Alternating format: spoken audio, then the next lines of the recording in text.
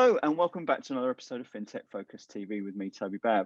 Once again, we are joined from one of the stars of the show from 2020. It is the 2021 version, Roy Saadon of Access Fintech. How are you doing? Very good, sir. I'm wearing a different shirt. I can't remember what I wore last time, so it looks real like improvement. I think it is. We've got a long track record of speaking together about this time of year with you wearing different shirts. I remember one of them you bought en route to a meeting with me. So there we go.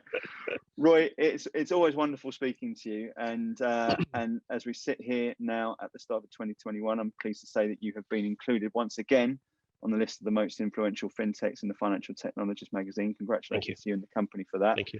We were talking in the preamble beforehand about where we spoke last, which was probably not far off, maybe a little bit later than this time last year, and it was lockdown one. As we sit here a year on, I've been sort of looking at the business and seeing a lot what you've been doing again, and it seems like another company that's done well through a difficult time. And congratulations to you for you on that. Tell us a little bit about what's been happening, and before we go into that, a little bit of the background about Access Fintech as well, if you'd be so kind. Yeah, it's always good to do a refresher.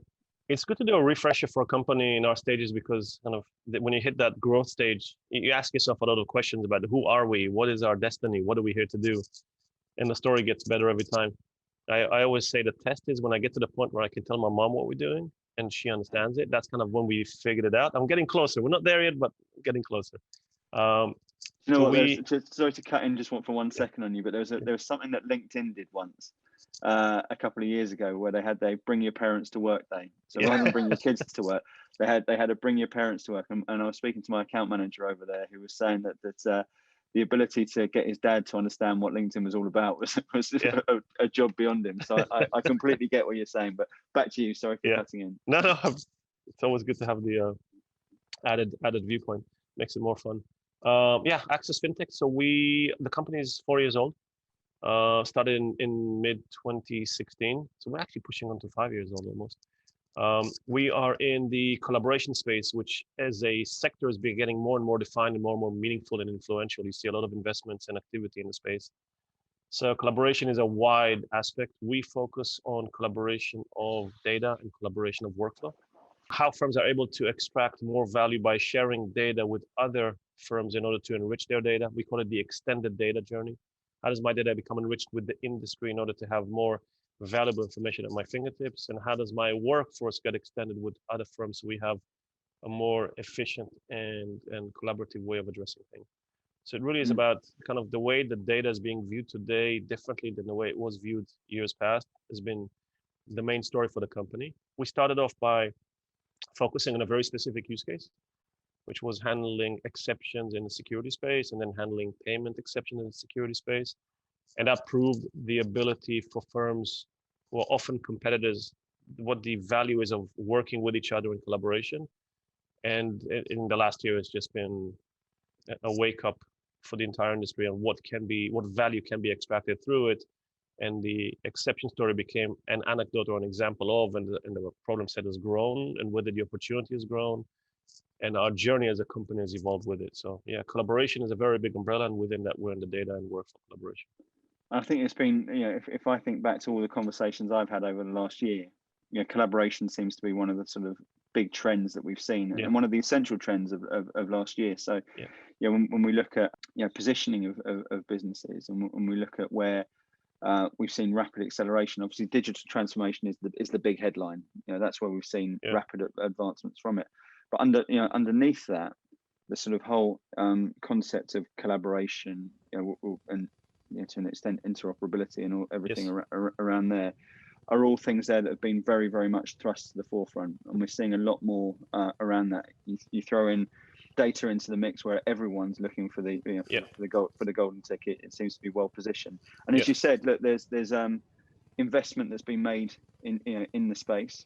You guys, I think probably, whilst not uniquely, we're certainly rare in the 2020 listings of businesses that received investment. And massive congratulations to you on that, because that's not an easy thing to do at that sort of phase. Tell us a little bit about how that's worked through for you.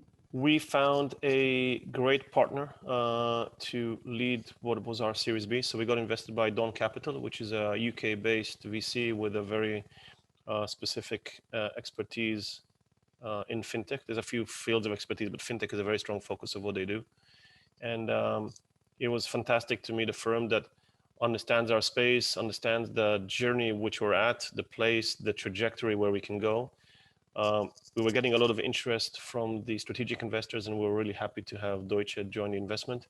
So now we have our original investment banks, JP, Citi, Goldman, and Credit Suisse. We added Deutsche and led around with Dawn Capital, which was great. But it was an interesting journey, right? This whole year has been challenging. It's you look back at it and so many points at which you make decisions that end up being make or break, depending on where the market was going and your perception on it. And it was hard to call the market. We were doing our Series B. We were about to close at the height of the uncertainty. So we were meant to close in February, March, our original Series B. And I was just looking at we spoke offline about Bitcoin. I was looking at performance of the markets over the last year, and I almost forgot. You see a massive drop in February with all the markets and all the indexes fell down. And then it picked up, and now we're kind of back to where we were before that. But there was a massive drop, and we were literally closing around where the market was just taking a nosedive. And timing is everything, right? And people are getting nervous, and you would think that a pandemic is one of those cases where you're going to look back and say, well, the market went into recession for 3 years or 5 years on the back of that activity. No one could expect the bounce back that we had same year when the pandemic is still here and the lockdowns are everywhere. So it's really interesting to do that. So we were probably raising money at the worst time. We took a step back, but we did get the opportunity to go back to the market again. I think we actually ended up with a better round with a better fit with the perfect partners to do that. But yeah, there was some sleepless nights that you're going to and say, okay, is this going to be a 2-year downturn or 3 months? I mean, honestly, who could have predicted 3 months and where the markets are? And I still don't think we're out of the woods, right? I think the correction is still going to come, but it definitely accelerated all the changes that would have taken years on embracing technology and the work from home and work-life balance. We're going to be coming out of this not back to where we were before, but to a new normal.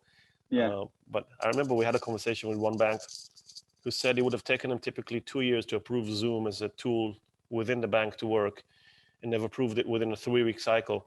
And yes, then they want to create a bit more security boundaries around it, but the ability to adopt technologies was completely challenged, not unlike how quickly you get a vaccine out, right? I mean, that process was accelerated. What used to be 10 years now took 6 months. So yeah, different times. That sort of speed is a great, one of the great legacies of this sort of period. And whilst I think it's important to be empathetic with the difficulty that everyone's endured over the course of the last year, I think there's an awful lot there which will leave a lasting and positive legacy to what's been happening with it. And companies there that have embraced that and looked at the positives from the negative, I think have really been able to to put themselves in a strong position moving further forward. It looks to me like you guys are absolutely one of those companies who and I remember speaking to you about this last year. There was an element of caution to what you were going to be doing, but there was also a sort of strategic optimism to say, right, let's make sure how we can maneuver the company into the best possible position here moving further forward. You've spoken there a little bit about delaying the investment round and it putting you in a better position when it went through late August, early September. Tell us some of the other things that you did that have put the company into a strong position, because the interesting thing for me with you guys as a 5-year business is it isn't just a London-based team. This is a team that's sort of spread across the world, right, with New York and Israel as well. Tell us some of the things that work particularly well for you over here that sets you up to be even stronger in 2021. I'm going to go back to one comment you said before we go into that question. I think finance and technology definitely are kind of living in a bubble through this period, right? The impact on working families, working individuals, people in the hospitality and aviation, in the service industry are taking a hit that I don't think is still understood or fathomed by everyone. And for places like England, where the government actually stepped in to help, the impact is going to be borne by all. But that's going to be an impact that's going to be on all of us for years to come. I don't think that it's just let's figure it out and go through it. And you make decisions that have a social impact. So I hope my investors will never penalize me for this, but we kept our leases at the offices, even though I can probably count the number of days that we've been at the office on my 2 hands, with the idea that you cannot just be part of this total collapse. You got to do what you can in order to help. And the decisions that we've done, you often have to take a human element and a human factor into it, because we are in technology, and specifically technology within finance. We're blessed that our supply chain hasn't been impacted. I'm not manufacturing, I'm not transferring goods. Everything is virtual, everything's electronic. Our ability to withstand, if you're lucky enough not to be caught in the eye of the storm, your ability to withstand is different than the others. So yeah, it is a shout out to everyone, and we're all in this together, and I think we have a responsibility for each other. Absolutely. To go through it together. Back to the question of what have we done? Listen, a lot has changed in the company. We started last year at about 50 people, and we ended the year at being close to 90. But we were completely flat through that. We're not sure if we're raising money, and then we had to play catch up. So the company is growing from that perspective. We've opened up an office in Glasgow, which is now almost as big as London, which is super exciting. So there's a distribution of where you see your ability to grow. So the smaller companies, it's hard for them to extend far regions, but within the UK, there's still opportunities to do some fantastic hiring in places where there's domain expertise. We've invested. What made you focus on Glasgow? Glasgow is a financial center. I mean, I don't think people understand how much banks have invested in Glasgow and created major business centers for them. Now, it typically often is operations and some technology, but you have a good education system, you have a good path to go into the domain, and you have people who are super motivated. And there's still a massive cost barrier between being in London and being in Glasgow, which makes it appealing, because if I can get more headcount, and you have really young talent that is coming through the banks, but still at that stage with hungry and still defining their career path, and jumping to technology is very natural to them. So we started with one person, and around that, then you try to take a senior person who can be an anchor, to be able to groom the talent that comes in, and around that you build, and now that's grown from 1 to 12 in a year, which is great. Incredible. Good job. It's fantastic. It's a great atmosphere there, and really good talent pool. We're really excited about that move. Fantastic. In America, it went completely different. In America, everyone fled New York. I think more employees in Florida and Texas than I have in New York, but less of an office sense. I think the US, it really is interesting to see how US has handled it completely different than I would say Europe in general, not just the UK. The impact on individuals. I think the flee Manhattan I didn't get that flee London kind of feel here. Yeah. But there's a lot of things in the US, right? The difference in temperature, the difference in climate, the difference in state taxes. It's almost like different countries. It literally is, sometimes feels like different united countries rather than United States. And the impact for us has been on the individual level. We have a lot of people who live in New York and it's a very interesting thing out there, isn't it? Because as you know, we've got the offices out in New York itself, and I think it was I felt at the start, it was very much more difficult, because it was in some respects a younger team out there.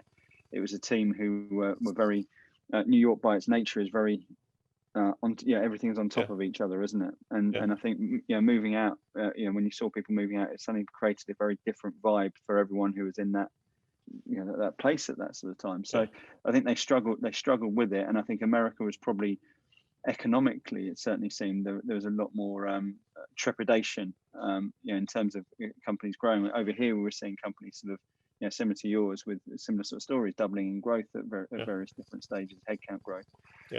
And there was probably more of a tight rein, I think, on businesses out there in New York, probably because of the dislocation of everyone out there in New York as our predominant market. As you say, it wasn't unusual for people to be going out and returning to wherever they were from the rest of the states.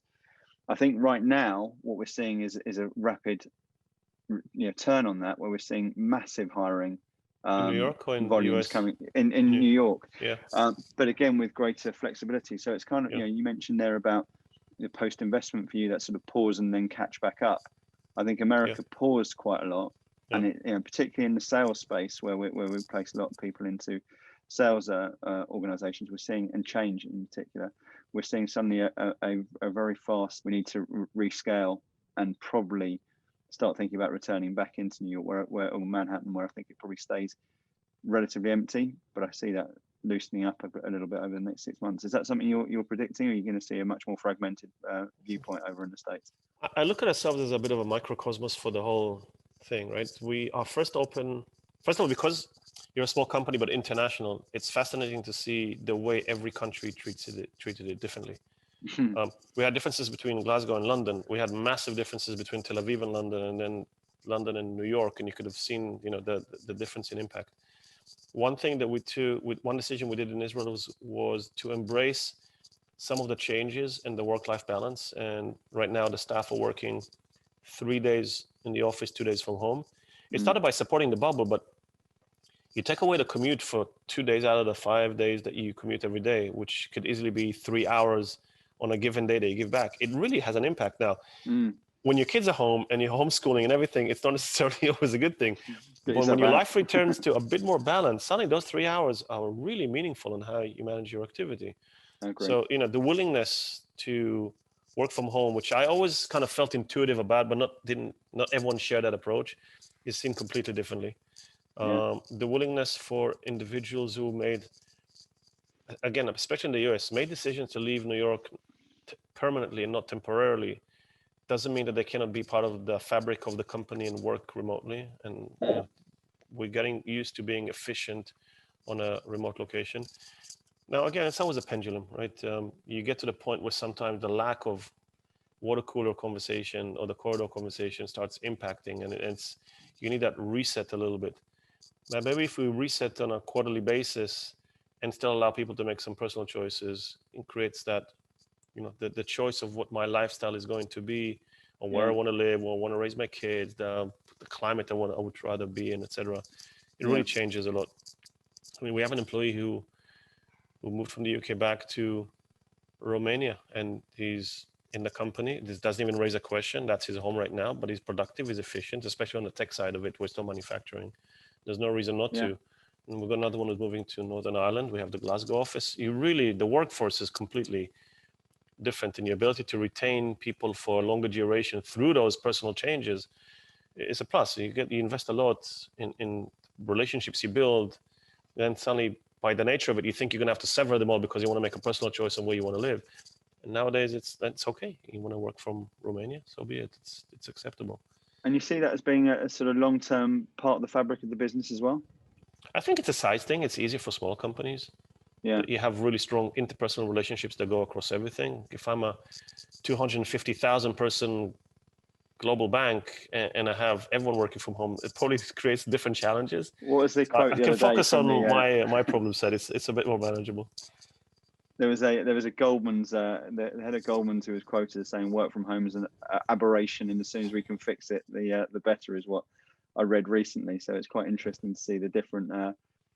There remains a lot of different views on exactly what's the benefits or otherwise of it. But I think that flexibility, particularly with a scaling organization, and the access to talent, as you say as well, suddenly makes it a very different sort of proposition, doesn't it? It's always a balance, right? If I had 5 people working from 5 different locations, their ability to impact, the challenge you have is if you support that to the extreme, it's almost impossible to get new talent in that's inexperienced. And you don't have the ability to create that farm system of get new talent in, understand who's good, let them promote themselves, because it's hard to mentor, it's hard to learn from, it's hard to be impacted, it's hard to keep a company DNA. What we noticed was we were almost in that trajectory where you have to hire experienced people and people that you worked with. So you're leaning a lot more on the network that you have, because you're saying, I can't have too many barriers. So at least DNA is a known DNA, and we can work with each other, and we worked before, so we can complete some of the gaps through just past experiences. Now, you can't do that forever. So Glasgow was like a great example where we actually had invested a lot in getting younger talent. In the US, it's a bit more challenging, because in the US, I lost that center of gravitas that I had to a much more extreme measure than I did in the UK. Israel is still very central. So it's a balancing act to figure out what the right thing is. You can't just, you love the new talent, the young talent coming in, but you need to have a support system to be able to absorb them and get them into the organization. Yeah, and I think that's an interesting part with you at the various stages, right? So as a 50-person business, a lot of that is sort of friends, family, network, etc., etc. As you scale the business. But this has been an interesting phase for you, that sort of 50 to 90, because it does need a different set of people, and the next phase after that. And look, this isn't your first rodeo. You sort of built scale successfully in the past as well with this. From that experience through to this now, what are some of the things which you can take which are important, and what's completely changed in the game from what you've done before? During the past year, or just previous companies? No, I mean, previous companies where you sort of built it. I think the interesting thing about what you're doing is you have a great track record in what you've done historically in your career, and have built up and scaled and exited businesses successfully. I think that's going to be quite an interesting phase in terms of, this isn't the first time you've gone through this phase. It is the first time you've gone through disruption, other than 2008, which I think we spoke about last time, which was a very different sort of set of circumstances. This one has got so many, economically for the business, it's actually not been quite as tight as 2008 potentially. Yeah. But what we're seeing is a complete disruption of a business model, and as you say, a human capital element of how you operate as an organization. Very, very interesting to see what you can take from last time out and really implement into this one. There's definitely a massive advantage in having seen it before yourself, and also surrounding yourself with people who had experience. We have an absolutely fantastic mentor on the board, as someone who's gone through 5 companies, successful with all of them to an IPO or an acquisition. And listen, a lot of the problems are repeating problems. So you I always say, try to make new mistakes, not repeat old ones. But I'm smiling a lot because, listen, it's like raising a child. We spoke about it again in the pre-call. Yeah. You think you got the routine going at the 3-month stage, and suddenly they change and you have to reinvent yourself. And then at the 1 year, you think you got a routine going. And every time you get to a bit of comfort, the change is a step function. It's never a gradual, let's take the 2 steps together and we'll figure it out ourselves. Suddenly they walk. Suddenly they talk. Suddenly they interact with other kids. And the same thing here, right? And I only have 1 child, but everyone says that the second child is easier than the first because, you've done it. You're no longer, surrounding them with cotton wool everywhere. Right? They're more resilient than we think. And I would say the same thing about companies. We're in the midst of a change. You have the best thing that experience gives you is to recognize that there will be change, and how do you embrace change, and how do you handle change? And change is difficult. Change is difficult on the existing fabric of the individuals within the firm. Change is hard for people coming in, especially for a tight-knit startup, and then they try and come in and define their own role and their own boundaries and be part of the fabric.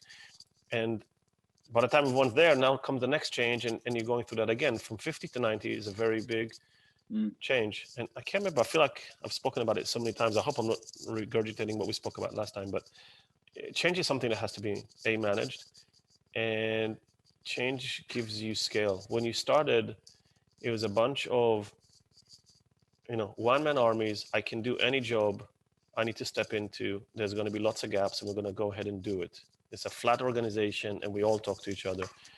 As you grow, your scale comes from the fact that you actually have processes and procedures. So you take a bunch of individuals who are happy to work in a unstructured environment, and now you're trying to put structure on it, including for myself, right? Because I thrive in that organization. It creates a bit of a disruption. If you don't manage it, it can become toxic. If you manage it, then it just means a bit more attention, but you come out of it stronger and more scalable. And it's important for all. It's important for us as we grow. It's important for our clients who at some point are saying, listen, the startup thing is great, but you're becoming too important for us for you to behave like a startup. You need to behave like a structured, resilient infrastructure, which is what we expect you to be. And those are the kind of, then I need to operate at a different structure, cost basis. I need to have it to find a way to price it. I need to be able to bring the right talent in. I need to figure out how do we do it. So there's a lot that at the beginning, the balance from innovation is all about product. Now it's about company scalability. And I'm super thankful that my co-founder is such a product guru. As we can split away and I can focus more about growth and scale and leave product, and it's still attended and it's not orphaned, because what you're always concerned is, well, who's going to take care of the product? And the partnership and having a leadership team that's strong is really important. But change has definitely consumed a lot, and the numbers is just a indicator, right? 50 to 90 is a number, but it actually meant, again, layering, it meant scale, it meant process, it meant procedures, it meant a lot of things. It's a massive change, isn't it? It's a massive change, and I saw an online debate last week that really sort of piqued my interest, which was Carrie over at Cruxy. I don't know if you know Carrie. Fantastic. I love talking to her. Yeah. She's great, and I saw her on a panel with Elixir, I think it was, looking at the slow slide to mediocrity, about how company standards slip in line with rapid acceleration of growth. And you understand it. I think we've all been there at various stages where you go through hyper growth, and that hyper growth can sometimes mean a fragmentation. And when you go through that sort of phase that you've been through, I think it is absolutely essential to make sure that you have that sort of focus, that absolute focus on what that you seem to have done very, very well with, and particularly with a fragmented basis where you're talking about teams that haven't met before, et cetera, et cetera. And I've spoken to a number of different people who've done this brilliantly, managed this brilliantly over a very testing period, to have grown by 80%, 50%, 100%. But it's almost been more thoughts needed to be put into that process, which has allowed the robustness of the business to be able to grow with that as well, if that makes sense. Have you seen that? Has it been almost easier to grow at that sort of scale with it being the situation we've been in? Listen, I think there's a few things that really matter that is instilled in the DNA. I think, first of all, we have to be very clear about what it is that we do, and it's got to be obvious to everyone what the purpose of the company is. Yeah. And if the purpose is clear as you grow, yes, you can avoid that mediocrity where you're filling individuals who don't necessarily buy into or understand that. So there's got to be a way at which you say, listen, but you remember why we're here? We're here for this opportunity to solve this problem. That's one thing that's really important. For me, the second thing is entitlement. You cannot let an organization feel like they're entitled to the business that they've won and it's going to be there forever. And you have to win it day in, day out, at every renewal, at every step along the way. You really have to earn it. And these are two things that we'd like to think that we push very hard in the company. Now, I'm sure we can do better. I'm sure we're going to find a couple of new employees that are saying, we're not quite sure still what this company does. And it's like, slap on the wrist, like the DNA has got to be in there. There's got to be a very clear vision. But if you have a clear vision and a clear path, then when something like this happens, you say, okay, I know where I'm going. Now, what does this current situation change on how I do it? But I'm not reinventing myself into a different company. I still know that the problem that I'm solving is there. If you're lucky enough, the problem got made even more accelerated or compounded by the problem, which is the problem we were at. We were lucky enough to be in a situation. Our problem got accelerated because of Corona, rather than the problem disappeared and suddenly, the attention moved elsewhere. And then you ask yourself, okay, how do I harness that momentum? But you have to have a real kind of good discipline about this is what we do. Yeah, a bit of movements and pivoting in the story is okay, but still the DNA, this is what we do. We're here to help collaborate on data and workflow. When we ask ourselves questions, it's in the context of those two components. Am I helping data collaboration? Am I helping workflow collaboration? That's kind of the journey of the company. Like I said, lucky enough, those two topics became even more urgent with everything, with the change of work culture and work balance, and where people are individually and physically and where they are, and how did that impact the day-to-day. So yeah. I think sort of positioning is, as you say, very important. And there's people there who've absolutely had the rug pulled from underneath them, and other ones where it's sort of positioned. The business model is ideally suited to right now. It's very interesting you talked there about the importance of vision and purpose and standards and understanding the DNA of the business. I was on a webinar last week with a good friend of ours, Floyd Woodrow, who's amongst many other things a speaker, internationally renowned speaker, having been 20 years in the SAS. And he was talking to ourselves and about a dozen CROs about the importance of mission, vision, and purpose. And he said something that was very interesting. And he asked everyone on the right-hand side to comment out of 10 how if he was to go in there into the office floor and ask everyone in the business if they would say exactly the same thing about what the vision and the mission of the company were, how many different answers you'd get, and how confident you'd be out of 10 that everyone would say exactly the same thing. and his whole point then moving on is about, you know, the importance of that super North Star, and it really made me think about things that we can do to improve that and continuously communicate it, and the assumption that you make as leaders sometimes about how clear your point is and where you're heading with it. And I think there is a key theme with the businesses that will be, you know, unleashing in the in the most influential fintechs in the magazine, the Financial Technologist magazine. One of the key themes I see all the way through that is things that we've been speaking about all the way through this. Do you have a strong leadership team? Do you have a business that is solving real problems in the marketplace at the moment? Do you have a scalable and disciplined model for growth? Do you have a vision that attracts and gains people, because and sort of brings people and ties people into the mission and the culture of that organization? Because that's never been more important, in my opinion, at the moment, when we're seeing companies who have had that. And I think you're at a really interesting phase. I love that Series A, Series B funded businesses, because that talent attraction, that recruitment at this sort of phase becomes so important to see how far over it goes and how far it can travel. So I think it's really interesting stuff that you're talking about right now. Yeah. One last thing I'll say. I'm assuming we're probably running out of time, and you're gonna take the hook and take me sideways. We're fast approaching. At the end of the day, we created a network, and I think 10 years from now, so much of what people do is going to be network driven. It's going to be obvious, but when you create a network, it creates a big change for participants. And when you create a network, it's a lot about the initial anchor tenants who need to have as much of a vision as you do, and it's often you're fulfilling their vision, but without the shackles of a big organization or a single organization where what they want is collaboration and infrastructure.